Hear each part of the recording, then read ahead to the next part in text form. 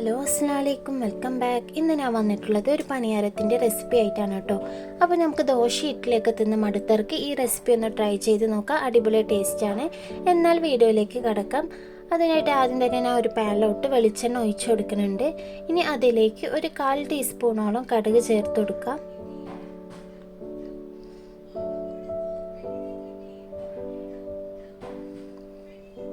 കടുകൊന്ന് പൊട്ടി വന്ന ശേഷം അതിലേക്ക് 1 ടീസ്പൂൺ ഉഴുന്ന് പരിപ്പ് ചേർത്ത് കൊടുക്കാം.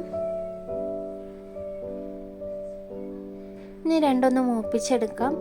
ഇനി അതിലേക്ക് കറിവേപ്പിലയും മല്ലിയിലയും പച്ചമുളകാണ് ഞാൻ ചേർത്ത് കൊടുക്കുന്നത് കേട്ടോ. ഇതൊക്കെ നമ്മളുടെ ആവശ്യത്തിനനുസരിച്ച് ചേർത്താൽ മതി.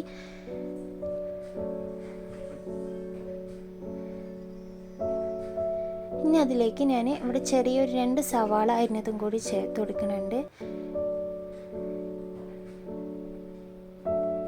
ഇനി അതിലേക്ക് കുറച്ച് ഉപ്പും കൂടി ചേർത്ത് കൊടുക്കാം. അപ്പോൾ മസാലയ്ക്കുള്ള ഉപ്പ് മാത്രം ചേർത്താൽ മതി കേട്ടോ. നമ്മൾ ഓൾറെഡി മാവിൽ ഉപ്പിട്ട് വെച്ചിട്ടുണ്ടാകും. അപ്പോൾ മസാലയ്ക്കുള്ളത് മാത്രം ചേർത്താൽ മതി.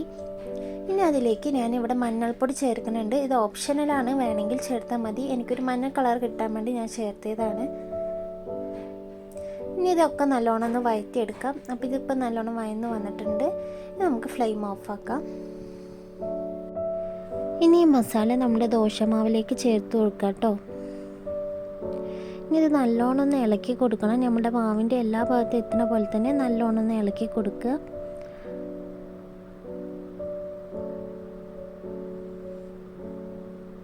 അപ്പം നമ്മൾ ഇത് ഉണ്ണിയപ്പ ചട്ടിയിലാണ് കേട്ടോ ഈ പണിയാരം ചുട്ടെടുക്കേണ്ടത്. അപ്പം ഞാൻ ചട്ടിയൊക്കെ ഇവിടെ ചൂടാക്കാൻ വെച്ചിട്ടുണ്ട്. ഇനി അതിലേക്ക് ഓയിൽ ഒഴിച്ചു കൊടുക്കാം. ഇനി നമുക്ക് ഓരോ തവി മാവ് ഒഴിച്ചെടുത്ത് ചുട്ടെടുക്കാം. അപ്പോൾ ഇത് വളരെ എളുപ്പത്തിൽ ഉണ്ടാക്കാൻ പറ്റിയതാണ്. എല്ലാവരും ഒന്ന് ട്രൈ ചെയ്ത് നോക്കൂ കേട്ടോ. ഇനി ഇത് മൂടി വെച്ച് വേവിക്കാം. അപ്പോൾ 2 മിനിറ്റ് കഴിഞ്ഞിട്ട് നമുക്കിത് മറിച്ചിടണം കേട്ടോ. നമ്മൾ ഉണ്ണിയപ്പം ചുട്ടെടുക്കണ അതേ രീതിയിൽ തന്നെയാണ് ഇതും ചുട്ടെടുക്കേണ്ടത്. അപ്പോൾ ഓരോന്നായിട്ട് മറിച്ചിട്ടിട്ടുണ്ട്.